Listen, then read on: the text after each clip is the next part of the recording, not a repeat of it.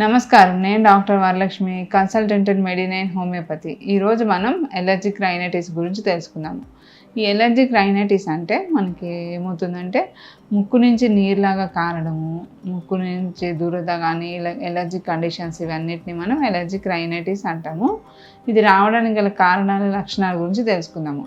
ముఖ్యంగా ఇది ఎవరిలో వస్తుందంటే మనకి ఏజ్ ఫ్యాక్టర్ చూసుకున్నట్టయితే చిన్నపిల్లల నుంచి పెద్ద వయసు వరకు అందరిలో అన్నది మనకి ఇది వస్తూనే ఉంటుంది అనమాట కామన్గా. దీంతోపాటు మనకి ఇమ్యూనిటీ లెవెల్స్ ఎవరికైతే తక్కువగా ఉంటాయో వాళ్ళలో అన్నది ఎక్కువగా చూస్తూ ఉంటాం అనమాట.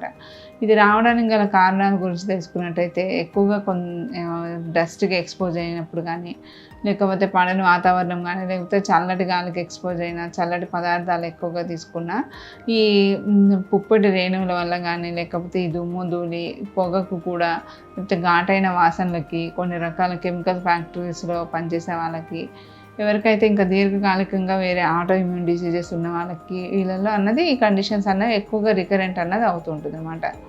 దీని యొక్క లక్షణాల గురించి తెలుసుకున్నట్టయితే మనకి ముక్కు అన్నది మంటలాగా ఉండడము, ముక్కు నుంచి నీరులాగా కారడము, దీంతోపాటు తుమ్ములు అన్నది కంటిన్యూస్గా ఉండడము, అంగిలి అన్నది దురదలాగా ఉండడము, గొంతు కూడా దురదలాగా ఉండడము, గొంతు నొప్పిగా ఉండడము, దీంతోపాటు తుమ్ములు అన్నది విపరీతంగా అన్నది వస్తుంటుంది కంటిన్యూస్గా. ఉదయం లేవగానే చిన్నపిల్లలు కానీ పెద్దవాళ్ళు కానీ కంటిన్యూస్గా 15-20 వరకు అట్లాగా స్నీజింగ్స్ వస్తూ మనకి ముక్కు నుంచి నీరులాగా అన్నది కారుతుంటుంది అనమాట.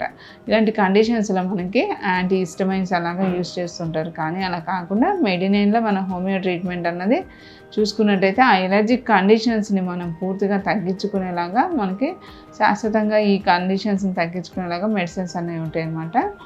దీనిలో చూసుకున్నట్టయితే అక్కడ ఉన్న నోస్ బ్లాక్ కానీ ఆ కండిషన్స్ని బట్టి మనకి లెమ్నా మైనోరా కానీ, ఇంకా సబడిలా కానీ, ఆస్నికం ఆల్బము, ఇలాగా చాలా రకాల మెడిసిన్స్ అనేవి ఉంటాయి. దీంట్లో పేషెంట్ కండిషన్ బట్టి మనం ఇస్తామన్నమాట. దీంతోపాటు ఆ ఎలర్జిక్ కండిషన్స్ని మనము రూట్ కాజ్ నుంచి తీయకపోతే ఏమవుతుందంటే ఎలర్జిక్ కండిషన్ అనేది తర్వాత ఫర్దర్గా ఇంటర్నల్ ఆర్గాన్స్కి అనేది స్ప్రెడ్ అవుతుంది అనమాట. ఇప్పుడు ఎలర్జిక్ నేచరే మనం ముక్కు దగ్గరనే ఉంటే ఎలర్జిక్ రైనైటిస్ అంటాం. అలా కాకుండా గొంతులోకి కానీ కండిషన్స్ వెళ్ళినప్పుడే టాన్సిల్స్ ఇన్ఫెక్షన్ అయ్యి టాన్సిలైటిస్గా అవుతుంది. మన రికరెంట్ ఇన్ఫెక్షన్స్ రావడం వల్ల సైనసైటిస్గా కూడా కన్వర్ట్ అవుతుంది.